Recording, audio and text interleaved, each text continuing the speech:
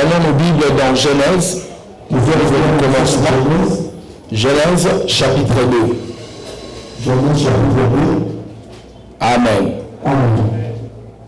Si vous avez trouvé Genèse chapitre 2, alors vous prendrez avec moi le verset 18. Donc nous commençons verset 15 jusqu'au verset 18, non, jusqu'au verset 20. J'ai lu pour vous. L'Éternel Dieu prit l'homme et le plaça dans les jardins d'Éden pour le cultiver et pour les garder. L'Éternel Dieu donna cet ordre à l'homme: tu pourras manger de tous les arbres du jardin, mais tu ne mangeras pas de l'arbre de la connaissance du bien et du mal, car les jours où tu en mangeras, tu mourras. L'Éternel Dieu dit: il n'est pas bon que l'homme soit seul. Je lui ferai une aide semblable à lui. L'Éternel Dieu forma l'homme de la terre. L'Éternel Dieu forma de la terre tous les animaux des champs et tous les oiseaux du ciel. Il les fit venir vers l'homme pour voir comment il les appellerait, et afin que tout être vivant portât les noms que lui donnerait l'homme. Et l'homme donna des noms à tous les bétails, aux oiseaux du ciel et à tous les animaux des champs. Mais pour l'homme, il ne trouva point d'aide semblable.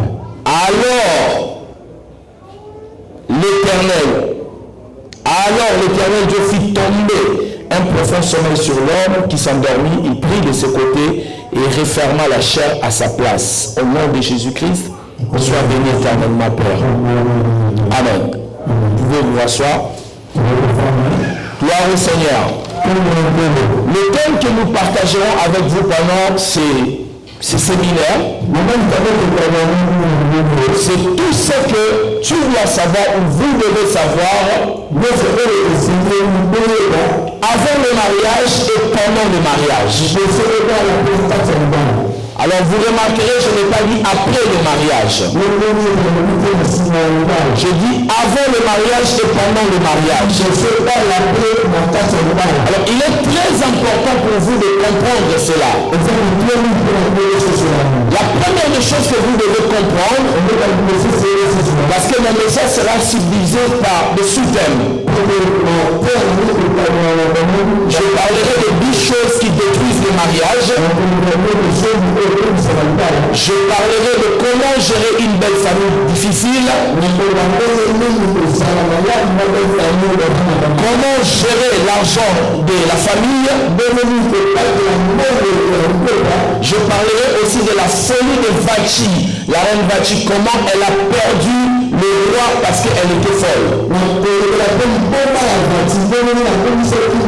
Comment certaines femmes perdent leur mari à cause de la folie.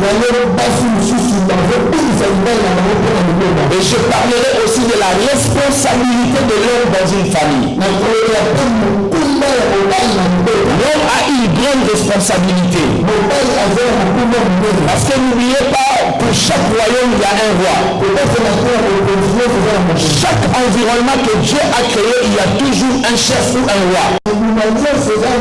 Dans chaque pays, il y a un président. Dans chaque tribu, il y a un chef. Et dans chaque maison, il y a un mari. Et nous parlerons de la responsabilité du mari dans chaque maison. Alléluia. Alléluia. C'est pas l'homme qui bâtit la maison. C'est la femme qui bâtit la maison. Mais le mari garde la maison stable. Donnez-moi un amen bien. Un amen plus fort que ça. Je dis un amen plus fort que ça. La femme va bâtir la maison et l'homme gardera la maison stable. Et nous parlerons aussi de ces choses. Maintenant, aujourd'hui, c'est le premier jour. Nous voulons d'abord commencer par avant le mariage. Avant l'institution mariage. Qu'est-ce qui s'est passé, avant que Dieu adopte dans son assemblée cette institution du mariage. Aujourd'hui, je vais vous parler d'un thème qui va vous faire rire, en même temps ça va vous faire réfléchir. Donc je vais vous parler pendant 30 minutes d'un thème qui va vous faire vraiment marrer.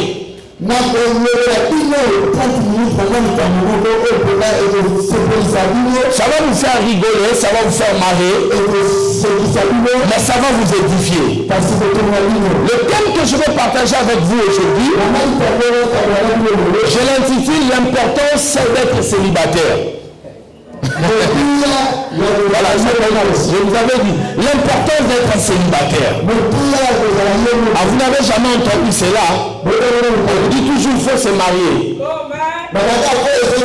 Aujourd'hui, je vais vous montrer comment c'est important d'être un célibataire. Et comment vous devez profiter de votre célibat. Alléluia. Parce que lorsque une femme entre dans votre vie, c'est comme un enfant qui naît dans une famille. Ça change tout. Les habitudes changent. Si tu avais l'habitude de dormir de 19h jusqu'à 6h sans interruption, c'est fini ces choses-là. Tu ne peux plus dormir comme ça. Parce que tu dors avec une personne. Ou tu dors avec un enfant. Tu peux te réveiller 4 fois la nuit. Ton partenaire peut avoir un mauvais soir, un mauvais songe. Ce partenaire peut te réveiller. Tu ne vas pas dire non, moi je n'aime pas qu'on me dérange la nuit. Non, parce que les choses ont changé. Tu n'as pas profité de ton célibat. C'est trop tard maintenant. Oh, donne-moi un amen bien. Un amen pour que je vous enseigne. Alléluia, alléluia. La chose la plus difficile, c'est de mettre deux personnes ensemble. Il est très difficile pour que deux personnes puissent se mettre ensemble. Le mariage, comme je vous ai toujours dit dans cette église, le mariage est une union entre deux personnes d'imperfection. Deux personnes imparfaites qui essayent de se mettre ensemble afin de devenir parfaits. La première des choses que vous devez retenir dans un mariage, c'est qu'il n'y a aucune personne qui est parfaite. Vous êtes tous des personnes imparfaites. Et vous essayez de vous mettre ensemble pour que votre union devienne parfaite. La preuve en est que tu as des frères et tu as des sœurs. Des gens qui sont nés dans une même maison que toi. Que vous avez reçu la même éducation. Vous avez mangé la même nourriture. Mais cependant vous vivez dans la même maison mais vous ne vous comprenez pas. Vous vous disputez de temps en temps. Et à combien plus forte raison quelqu'un qui a vécu quelque part pendant 28 ans. Et l'autre a vécu dans un autre endroit pendant 24 ans. Donc chacun a reçu son éducation. Chacun a son choix, a ses goûts. Et lorsque vous allez vous mettre ensemble, l'autre aime dormir sans la lumière. Et l'autre aime dormir avec la lumière. L'autre aime écouter la musique avec un volume très fort. L'autre n'aime pas écouter la musique avec un volume fort. L'autre aime, lorsqu'il commence à brosser, il utilise le pepsodent tout au début, l'autre commence vraiment à la fin.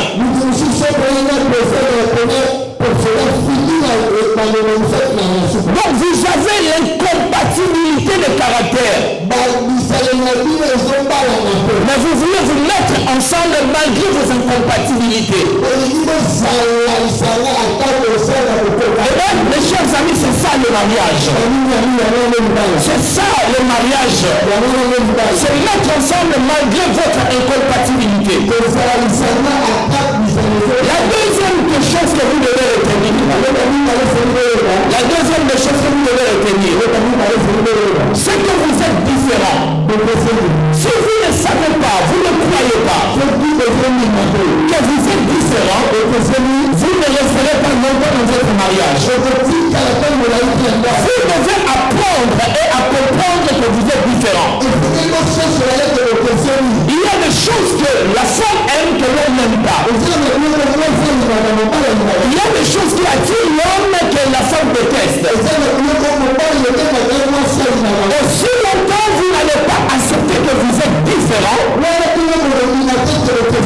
vous aurez tout le temps des problèmes. Vous allez vous entrer avec des coups. Mais le jour où vous allez accepter que vous êtes différents et vous voulez maintenant devenir compatibles, les choses vont commencer à changer. Donc maintenant, écoutez ce que j'avais préparé pour vous. Nous avons parlé, le thème c'était avant le mariage et pendant le mariage. Aujourd'hui, nous voulons parler de la vie avant le mariage. Avant d'abord de chercher quelqu'un, il faut d'abord être conscient des bienfaits et des dangers de la personne que vous voulez ajouter dans votre vie.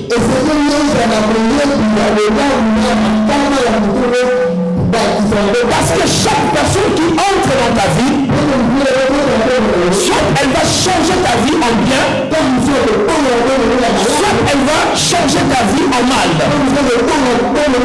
Je connais des gens dont le mariage les a changés. C'était un homme bien, un homme généreux, mais qui n'a pas épousé une bonne femme. Et toute sa vie a été basculée. Le mariage peut détruire ta vie plus que même du poison. Parce que vous faites confiance à une personne. Vous mettez votre vie entre les mains d'une personne. Et si cette personne part, elle va partir avec une partie de vous. C'est pour cela certaines personnes, depuis leur séparation, elles ne sont plus complètes. Parce qu'une partie de leur vie a été emportée par une autre personne. C'est pour cela, avant de prendre cette décision, il est très important pour vous de regarder les avantages, de regarder le piège, de regarder toutes ces choses-là. Pourquoi je vous dis cela? Parce que c'est une grosse erreur que nous commettons tous. Nous faisons entrer les gens dans notre vie juste parce qu'il a posé un acte d'amour ou un seul acte meilleur, un meilleur acte dans notre vie. C'est une grosse erreur. Il faut prendre le temps de prouver les gens. Je préfère poser un seul acte dans ta vie. C'est parce que je suis un manipulateur, je sais en faisant telle chose, tu ouvriras ton cœur. Il ne suffit pas que la personne puisse poser un seul acte pour que tu ouvres ton cœur. Parce que si c'est quelqu'un de malin, il peut seulement étudier ta vie et poser un acte pour que ton cœur s'ouvre. Je peux vous assurer, le cœur s'ouvre facilement, mais il se ferme difficilement. C'est pour cela, avant d'ouvrir le cœur, il faut faire d'abord très attention. La Bible nous recommande de garder notre cœur plus que toute autre chose. Car de là provient la vie. Alors il ne faut pas aussi accepter quelqu'un parce que rejeter quelqu'un parce qu'il a posé un mauvais acte une seule fois dans ta vie. Je peux poser un acte par irresponsabilité. Je peux poser un acte par manque de conscience. C'est comme Pierre. Il a renié Jésus, mais il aimait Jésus. Il était sous pression. Les gens voulaient le tuer. Il a regardé sa vie. Il a dit, mais lui, on l'a déjà arrêté. Moi, j'ai une femme et une belle famille.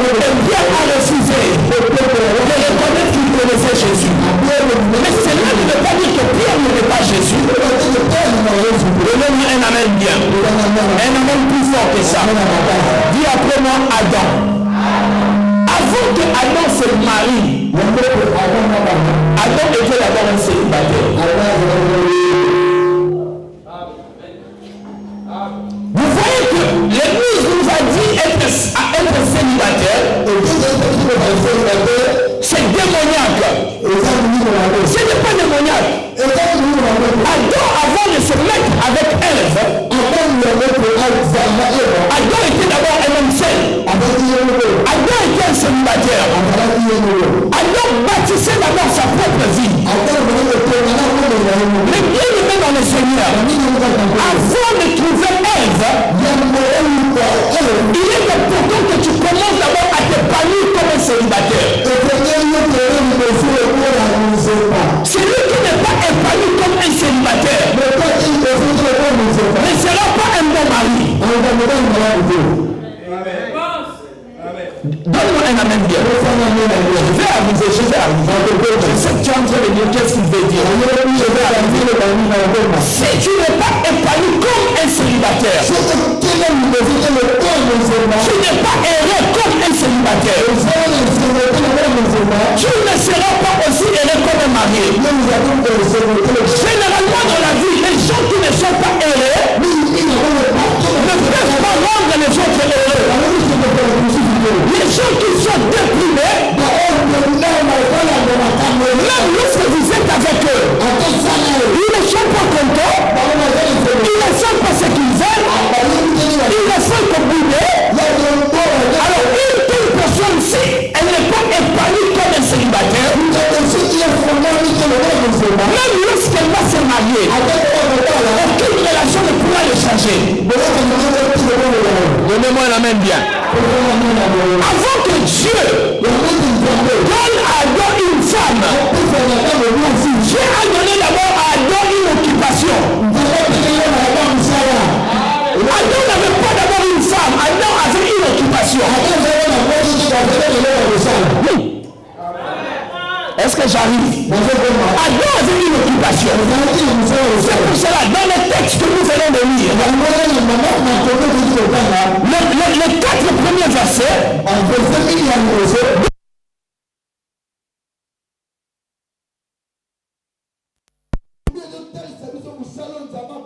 avant que Dieu donne à Adam une femme. Beaucoup d'entre nous cherchent à se marier par besoin. Et d'autres même aimeraient se marier par envie. Veulent se marier pour aux autres. Ça, ce sont des... Et le mariage ne marchera jamais. Écoutez-moi très bien. Lorsque vous prenez déjà le mariage, lorsqu'on ne sait pas en deux, il y a déjà un mari et l'âge. C'est-à-dire que ce mari-là a un certain âge. Pour se marier. Est-ce que je me fais comprendre? Les sœurs, lorsqu'elles se marient, leur plaisir c'est la robe blanche. C'est le bel. C'est le c'est la limousine. Mais elles oublient qu'il y a la responsabilité. Mais revenons d'abord dans Adam. Dieu a dit à Adam, qui joue la terre et garde la terre. Adam était tellement occupé.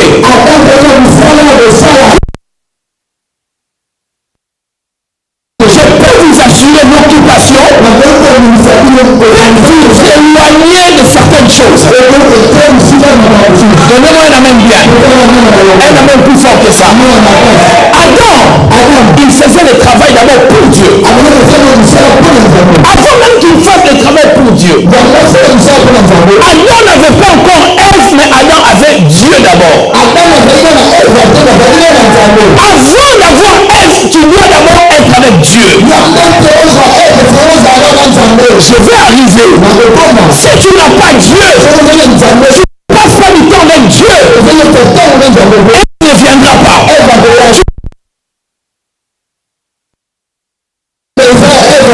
Parce qu'Adam était en train de travailler. Il était en train de faire le travail. Il était tellement occupé Adam.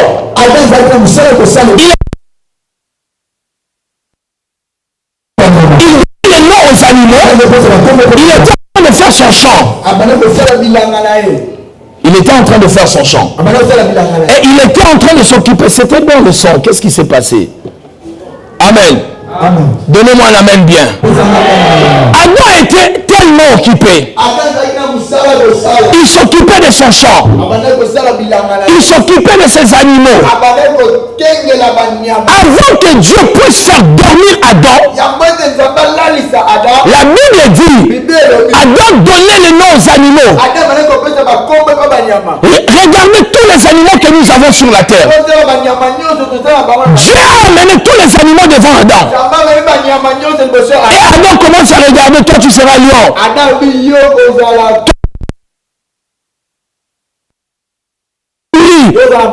Toi tu seras un chat. Et il donnait des noms. Il ne se souciait même pas de Ève.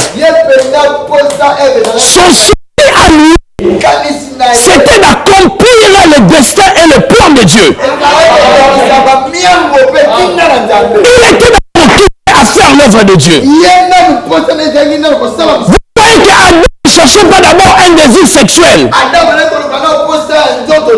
plus grande erreur que nous pouvons commettre, c'est de se marier pour dire que le mariage j'ai des désirs sexuels. Le mariage n'annule pas le désir sexuel. Ça va juste changer le nom. Quand tu es seul, ça sera l'impudicité. Quand tu vas te marier, tu ne seras pas satisfait de ta femme, tu vas commettre l'adultère. Il y a certaines personnes qui n'ont pas besoin de se marier. Il y a certaines personnes qui n'ont pas besoin de femmes, qui ont besoin de prostituer pour assurer leur désir. Il y a certains hommes qui ont besoin de bonnes, qui n'ont pas besoin d'une femme, parce qu'il veut se marier, parce qu'il n'a personne pour préparer pour lui. Ce n'est pas un bon objectif pour se marier. Certaines personnes, certains hommes veulent se marier parce qu'ils n'ont personne pour laver leurs vêtements. Ce n'est pas un bon objectif. Pourquoi tu veux être accompli d'abord?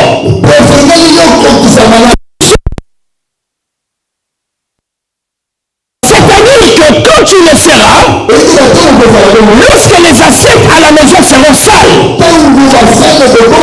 tu n'attendras pas que ta femme rentre du travail à 19h pour faire la vaisselle. Parce que tu as déjà vécu seul comme Adam. Tu avais déjà ton travail, Adam. Ève n'était pas là pour faire ton travail.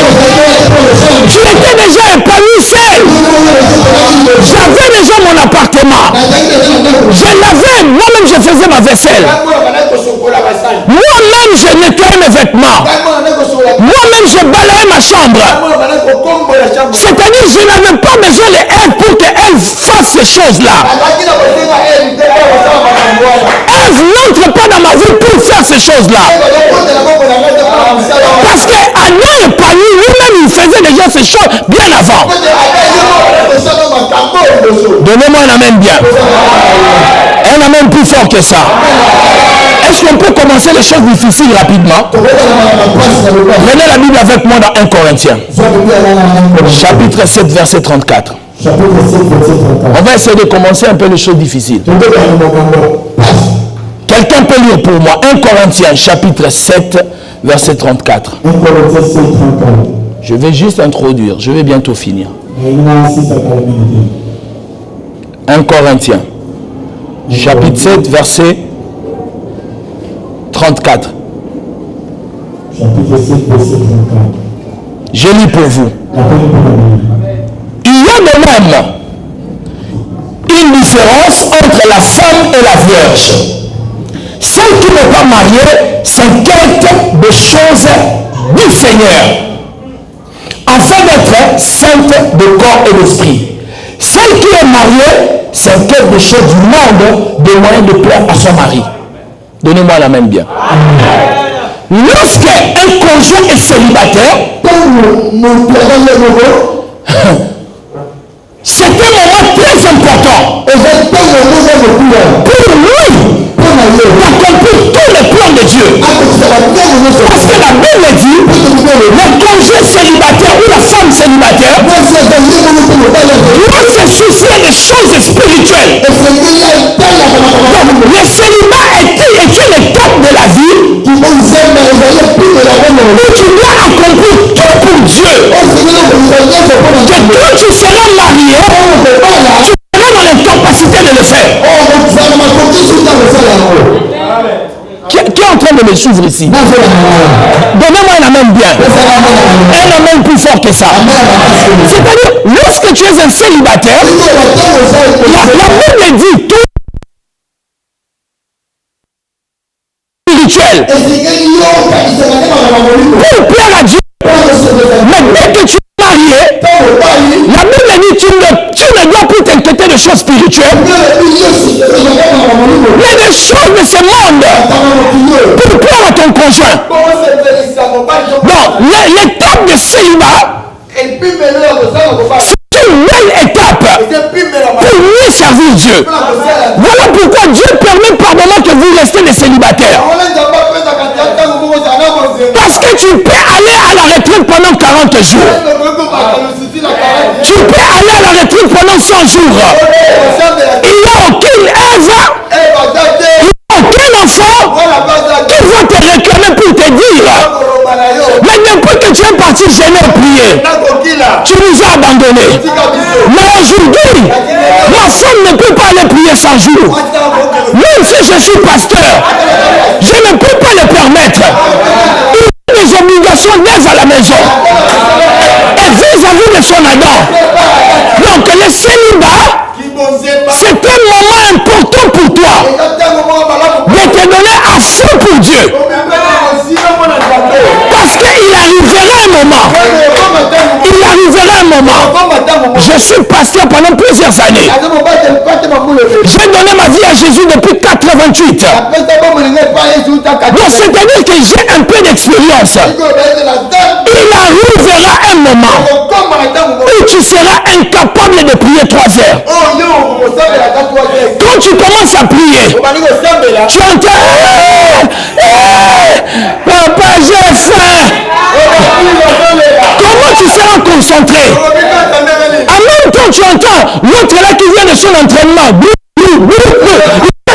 Tu es déconcentré. Alors, toutes les choses là, tu devais les faire quand tu étais célibataire.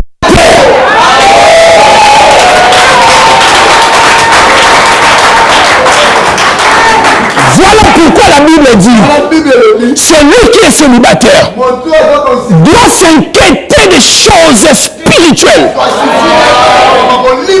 Choses de la terre, son désir, c'est d'accomplir le plan de Dieu comme Adam dans le jardin. Tout ce dont Adam était intéressé, c'est de faire la volonté de Dieu. Donner les noms aux animaux. Faire toutes ces choses-là. Donnez-moi un amen bien. Ça arrive les choses difficiles. Donnez-moi un amen bien. Un amen plus fort que ça. J'avais une amie servante de Dieu. Elle était jeune en Belgique.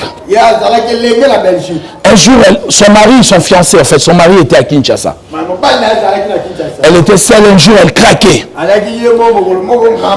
En train de pleurer. Elle pleurait, elle pleurait, elle pleurait. Elle pleurait. Elle dit, Seigneur, pourquoi tu me laisses comme ça? Ah, je suis seule, je suis seule. Le Seigneur lui a dit, sois heureuse que tu sois seule. Il arrivera un moment, tu chercheras à être seule. Ça sera impossible. Il arrive par moment, j'ai besoin de rester seule à la maison. J'ai besoin de ni cousin, ni ami, ni pasteur, ni personne. Je veux rester seule, regarder la télé, manger mon foufou. Non, je veux que personne ne me dérange. Mais Dieu dit, je t'avais laissé Adam dans le jardin pour le faire, tu ne l'as pas fait. Maintenant tu as Ève, tu as Caïn, tu as Abel, tu as Seth. Ça devient impossible. Alors vous avez de la chance. Vous qui êtes encore des Adams dans le jardin, profitez de votre célibat. Vous gênez. Attention, attention. Je ne te dis pas d'avoir de copines, d'aller en boîte de nuit. Je dis profite de prier, profite de gêner, profite de connaître Dieu dans la profondeur. arrivera un moment, quand tu vas commencer à prier, ta femme sera déjà enceinte. Oh papa, je vais Yahoo. Tu étais là. On te dit, frère, tu n'es pas encore marié. Je vous dis, les Èves sont très compliquées. Hein? Un jour, une Ève m'a dit. Adam était en déplacement. Ève l'appelle. Ève a senti l'absence d'Adam. Mais Ève savait que ce qu'Adam faisait était important. Mais qu'est-ce que je peux faire pour amener Adam à la maison? Allô, Adam,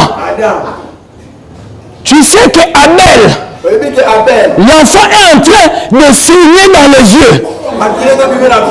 Ah! Vous savez, lorsque vous êtes père, on vous dit de telles choses. Tout ce que vous êtes en train de faire, vous laissez, vous partez. C'est ça c'est ça la stratégie. Elle va t'appeler pour dire, ici vraiment à la maison, vraiment je ne sais pas si l'enfant va mourir. Quand tu arrives, tu es en train de regarder par l'homme ou je ne sais pas moi quoi.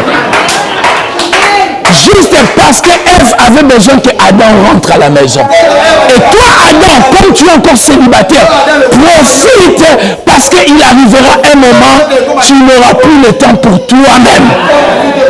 Alors ton temps de célibat, ce sont les meilleurs moments de ta vie. Tu peux lire ton livre calmement. Tu peux dormir à 2 heures. Tu peux te réveiller à 9 heures. Mais à un moment, ça sera tellement difficile. Parce que Adam n'a pas compris sa responsabilité lorsqu'il était encore célibataire. Donnez-moi un amen, il me reste 10 minutes, je vais clôturer. Un amen plus fort que ça. Je dis un amen plus fort que ça. Alors si vous voulez vous marier, d'abord on va parler de fiançailles demain. Si vous voulez avoir quelqu'un dans votre vie, il faut d'abord faire un choix et les choix émanent toujours de bonnes décisions. Donnez-moi un amen bien. Vous voyez les hommes, ça je suis en train de parler aux sœurs. Tout ce qui attire l'homme, c'est la première chose qu'il va voir physiquement chez toi. C'est pour cela que je vous conseille de bien vous habiller. Tu t'habilles décolleté. Décolleté. Décolleté. Tout est dehors. La première des choses que l'homme a vues, c'est la première des choses que l'homme cherchera d'abord à toucher et à voir. Est-ce qu'il y a Ève ici dans cette salle? Ah. Mais si tu as montré à Adam la tête, Adam restera à cause de ta tête. Mais si tu as décolleté, ce qu'il viendra chercher, c'est ce qu'il avait vu. C'est pour cela qu'il y a des sœurs qui viennent. Pasteur, moi je ne comprends pas. Je crois que l'esprit d'impudicité est en train de me suivre. Non! Comment tu t'habilles? Tu donnes le fouet pour qu'on te fouette. De donner la main bien. Comment tu t'habilles? Et puis je ne comprends pas parce que tous les hommes qui viennent, dès qu'ils viennent, ils partent. Parce qu'ils étaient venus pour ce qu'ils avaient.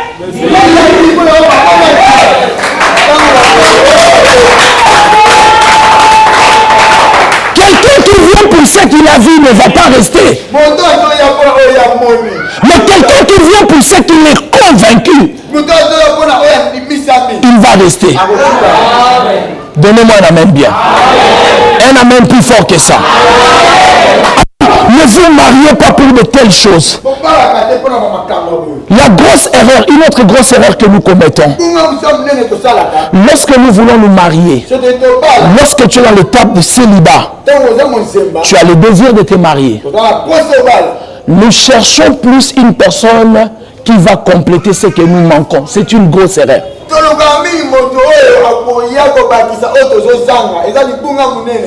Pourquoi je dis c'est une grosse erreur? C'est parce que toute ta vie, tu dépendras de la chose que tu es en train de chercher chez ton partenaire. Et si cette personne a compris, elle va te manipuler toute sa vie. Parce que ta vie sera dans qui vive. Et tu ne sais pas, tu n'as pas envie de perdre cela. C'est pour cela, avant de te marier, tu dois être accompli avec Dieu.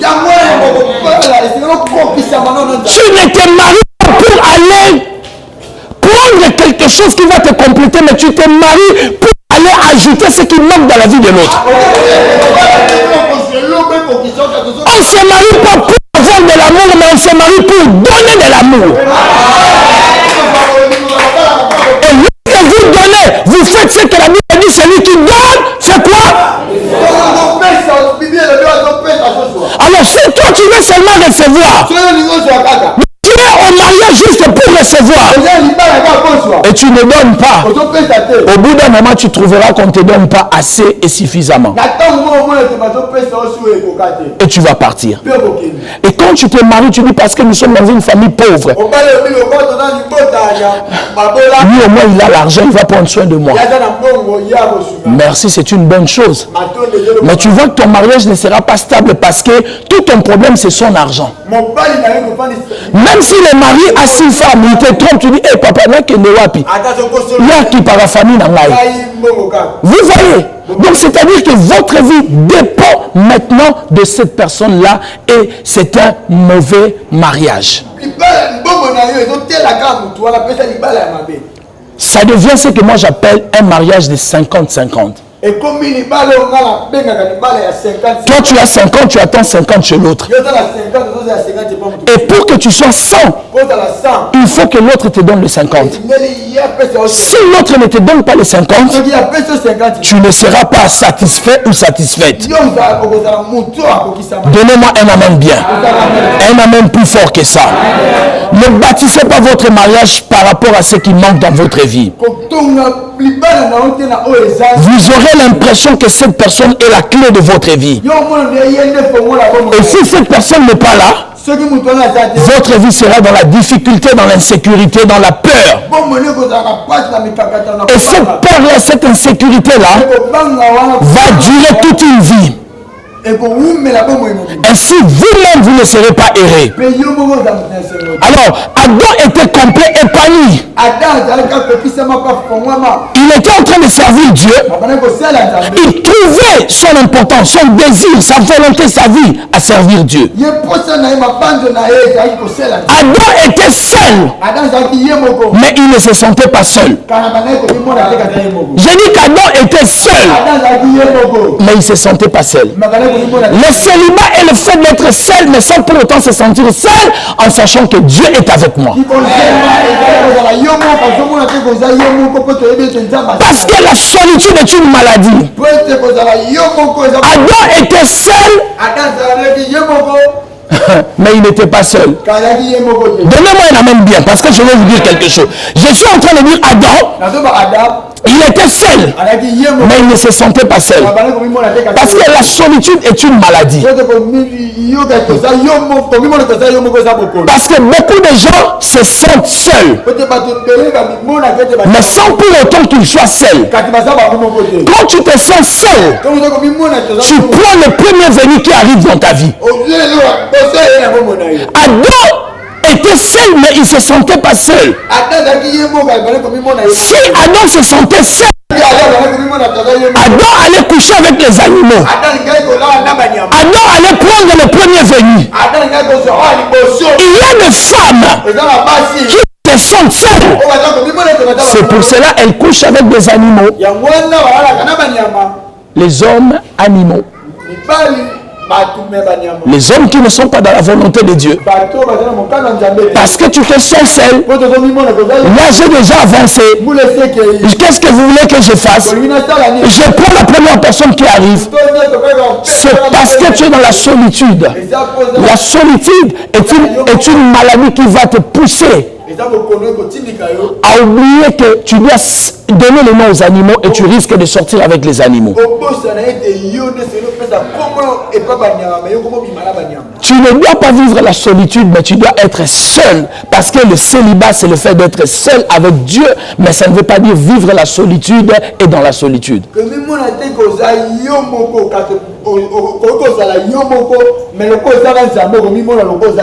Adam était tellement épanoui. Est-ce qu'il y a des femmes dans cette salle? Je suis en train de clôturer et leur lancer une bombe. Alléluia. Tu vois que la bombe? Ah, boum. Ok. Alors Adam était tellement occupé à prendre soin du plan de Dieu. Avant que Dieu amène Ève tout près d'Adam. Prenez d'abord soin de vous avant de trouver une femme. Beaucoup de mariages échouent parce que nous sommes préoccupés à chercher l'autre qu'à se préparer nous-mêmes pour le mariage. Tu es en jeûne pour le mariage. Tu pries pour le mariage. Je cherche la femme de ma vie. Mais est-ce que tu pries aussi pour que toi-même tu sois prêt dans le mariage? Est-ce que tu pries aussi pour que toi-même tu sois un bon père, un bon mari? Mais parce que nous prions plus pour le conjoint ou la conjointe qui va arriver, mais nous ne prions pas pour nous-mêmes. Adam était tellement occupé, comme toi, Adam d'aujourd'hui, va étudier, cherche un travail, ne commence pas d'abord par avoir Ève, occupe-toi, sois épanoui, finis tes études, trouve même un travail. Jusqu'à ce que tu vas voir là où je suis en train d'aller dans ma destinée, il faut maintenant une personne qui va regarder de l'autre côté. Parce que c'est ça le mariage. Moi je marche devant, je n'ai pas des yeux pour regarder derrière. Alors je vais prendre une personne. Pendant que moi je marcherai devant, cette personne regardera derrière pour me dire à chaque instant, faites attention, quelqu'un est en train d'arriver derrière toi, quelqu'un veut te faire du mal, quelqu'un veut te détruire, parce que le mot aide, lorsqu'on le prend dans le Nouveau Testament, c'est équivalent du Saint-Esprit qu'on appelle le paraklétos. Le paraklétos dans le grec ancien, c'était une personne qui était là pour fortifier les soldats avant d'aller en guerre. Pour leur dire que ça va aller, vous êtes une grande armée, vous allez gagner, vous êtes des victorieux. C'était des motivateurs. Et la femme doit être cette personne qui est en train de vous motiver, même quand tout va mal, mais votre femme est en train de vous dire, chérie, je crois que demain ne sera pas comme aujourd'hui. Aujourd'hui, nous mangeons du riz avec l'huile de palme. Mais demain, les choses vont changer. Lorsque Adam rencontre cette Ève, cet Adam peut même décrocher la lune. Il peut faire des choses impossibles. Si cet Adam a telle Ève dans sa vie, mais si cet Adam a une Ève qui lui dit seulement tout le temps, vraiment certains mariages, moi je ne sais pas comment je me suis retrouvé ici. Moi vraiment ma famille ne voulait pas vraiment de ces mariages. Donc tu es en train de tuer ton Adam tous les jours. Tu es en train de le tuer. Tu es en train de le tuer. Donnez-moi un amen bien. Un amen plus fort que ça. Ève doit toujours encourager son Adam.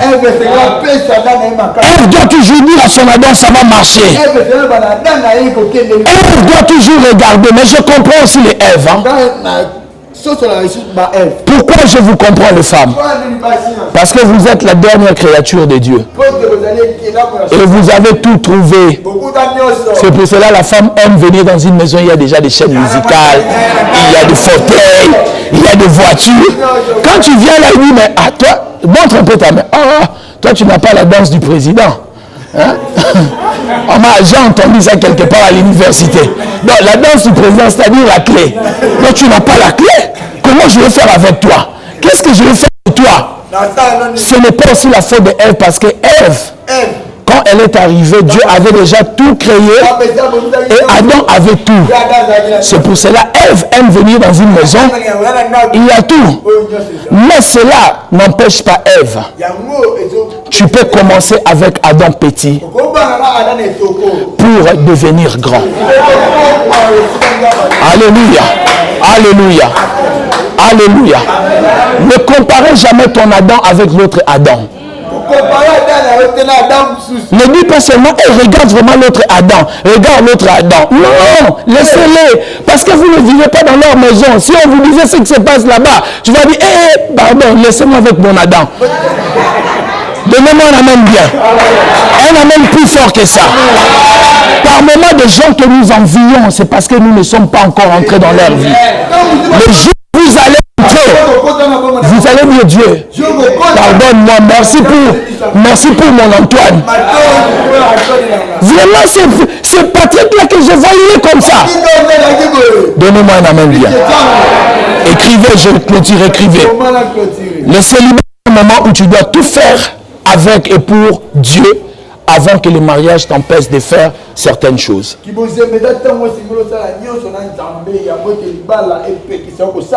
Je répète, le célibat est un moment où tu dois tout faire avec et pour Dieu. Tout ce que le mariage t'empêchera de faire. Alors pendant que tu es célibataire, la Bible dit, toi qui es célibataire, tu dois te soucier des choses de l'esprit pour plaire à Dieu. Et quand tu vas te marier, la Bible dit, tu dois d'abord te soucier des choses du monde pour plaire à ton mari. Deuxièmement, vous êtes prêt à vivre une vie de couple si vous avez déjà appris à vivre seul.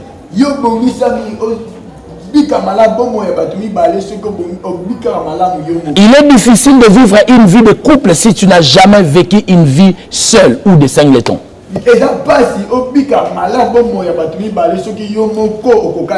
Parce que si toi-même tu ne l'as pas fait, beaucoup de gens se marient comme ça. Comme je l'arrive, quand je vais me marier, je vais m'adapter. Ça ne marchera jamais. Tu dois d'abord réussir à vivre seul. C'est pour cela qu'il y a des hommes, vous entrez dans moi un amen bien. Un amen plus fort que ça. Troisièmement, il faut que tu puisses avoir une bonne image de toi-même avant de te marier. Si tu as une infériorité de haine, de la jalousie, même si tu te mets dans une relation, tu auras toujours des problèmes et tu vas faire ressentir à ta femme toute la colère, la haine, la jalousie que tu as vécue.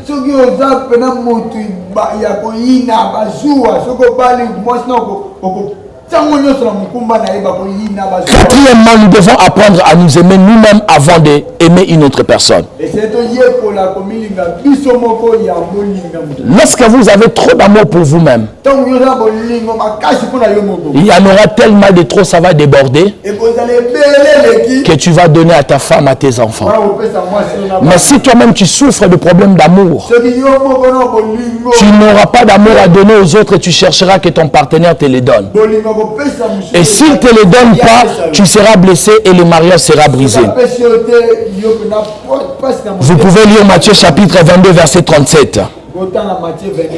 Amen. Quatrièmement, et avant-dernier, les habitudes et les comportements établis pendant le moment de célibat perdurent jusqu'au mariage. Si tu as un homme manipulateur pendant que vous êtes des fiancés, il va te manipuler pour que tu quittes tes parents. Ton père n'est pas bien, ton père n'est pas gentil. Mais le jour aussi vous serez dans la maison, il va aussi te manipuler avec une autre personne. Tous les mauvais comportements, les mauvaises habitudes du départ, vous devez les traiter avant que vous entrez dans le mariage. Sauf une chose que vous ne devez pas. Avant de te marier, je vois beaucoup de gens vont rire ici. Avant de te marier, n'amène pas trop ta femme au restaurant. Alléluia. Vous savez pourquoi? Parce que quand Quand tu amènes ta femme au restaurant, c'est parce que vous n'avez pas de maison. Et quand vous avez faim, il faut manger quelque part. Vous allez manger un shawarma, vous allez manger en ville, $20, $30. Mais le jour où vous allez vous marier, si tu ne l'amènes plus au restaurant, il y a la même chose moi si me soucie. Pour nous, ça va le soucier. Parce que la femme oublie. En ce moment-là, on n'avait pas de maison. J'ai rentré chez mon frère, même si j'ai dépensé $30. Demain, je vais manger la nourriture de la maison. Je ne vais pas payer le loyer. Je ne vais pas payer de l'eau et de l'électricité. Mais maintenant, tout c'est sur ma tête. Alors qu'on n'a pas payé le loyer, ça devient un problème. Il n'y a pas une autre Ève. Le budget est devenu serré. Alléluia. C'était juste une parenthèse, mais de temps en temps, il faut sortir avec votre femme. Amen. Et le dernier point, vous devez vous occuper plus à vous préparer à l'arrivée de votre conjoint, comme si vous préparez l'arrivée d'un bébé. Il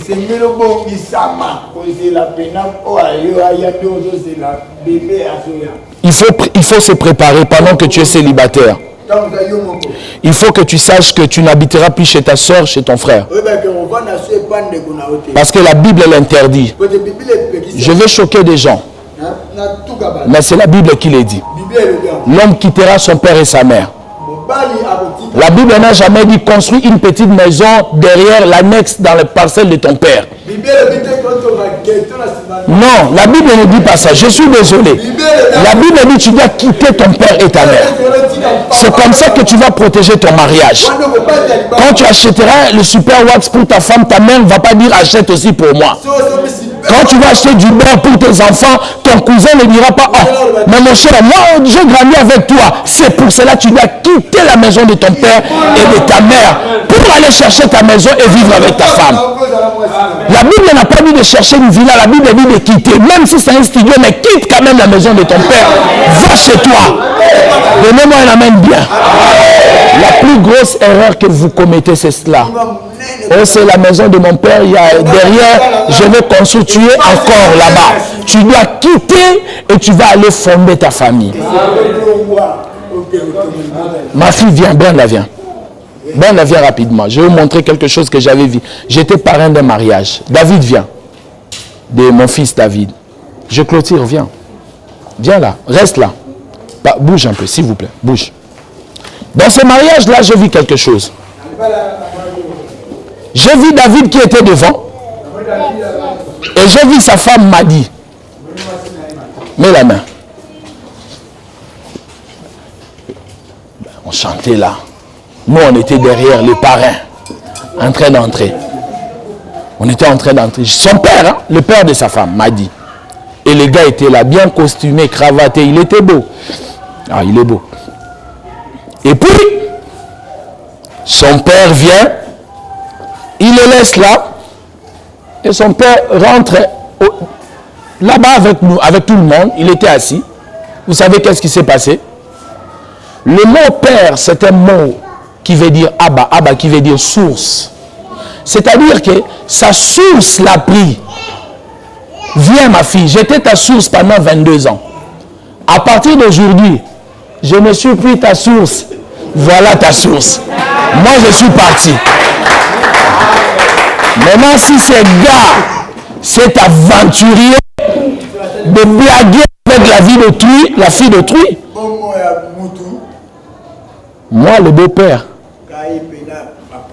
je risque de le cogner.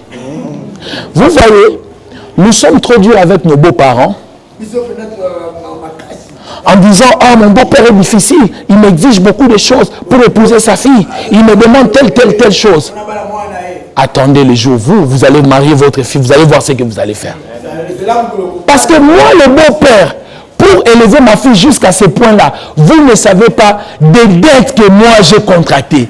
Vous ne savez pas des mensonges que j'ai dit aux gens, je viendrai payer demain, je sais que je n'aurai pas l'argent demain. Vous ne savez pas comment je suis parti demander aux gens, supplier aux gens l'argent pour que cette fille puisse avoir un diplôme d'université. Bon, maintenant, toi, tu viens parce que tu es beau. tu parles un bon français, tu t'es coiffé, tu crois que je vais prendre ma fille et te le donner facilement comme ça. Oh, moi je suis, moi, voyez papa, non, le papa ne cherche pas ton costume, il cherche la sécurité de sa fille. Acclamez le Seigneur.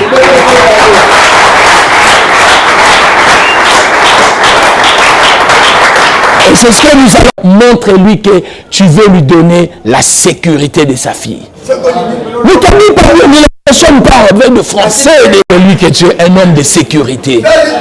Que sa fille ne manquera de rien. Et cet homme te donnera tout. Nous voulons prier. On peut se tenir debout et nous voulons prier. Demain, nous allons aller dans la profondeur. Aujourd'hui, c'était juste l'introduction. Mais bien aimé dans le Seigneur, toi qui veux te marier, est-ce que tu es déjà erré comme un célibataire? Avant que Dieu donne à Ève, Adam, Ève, il a d'abord donné une occupation. Et quelle est ton occupation? Est-ce que tu es erré tant qu'un homme célibataire? Est-ce que tu penses que tu as accompli le plan de Dieu pour que Dieu t'apporte Ève? Donnez-moi un amen bien. Je prie pour vous, Père, au nom de Jésus. Bénis l'Église, bénis tout ce qui s'est passé ici. Que ta grâce infinie soit sur nous. Merci pour ta bonne main puissante au milieu de nous. Nous prions pour la journée de demain. Nous prions que ce soit encore meilleur. Et que de vie soit bénie. Que du mariage puisse se former. De mauvaises relations puissent se défaire au nom de Jésus. Bénis Seigneur Dieu de gloire ce séminaire. Et après ce séminaire, comme tu l'as placé dans mon esprit, il y aura des mariages qui vont arriver. Nous allons libérer l'onction de mariage dans cette église. Et parmi les invités, au nom de Jésus-Christ, ton Fils, Seigneur Dieu, nous prions que ta grâce abondante soit sur nous. Au nom de Jésus-Christ, j'ai ainsi prié. Amen, amen.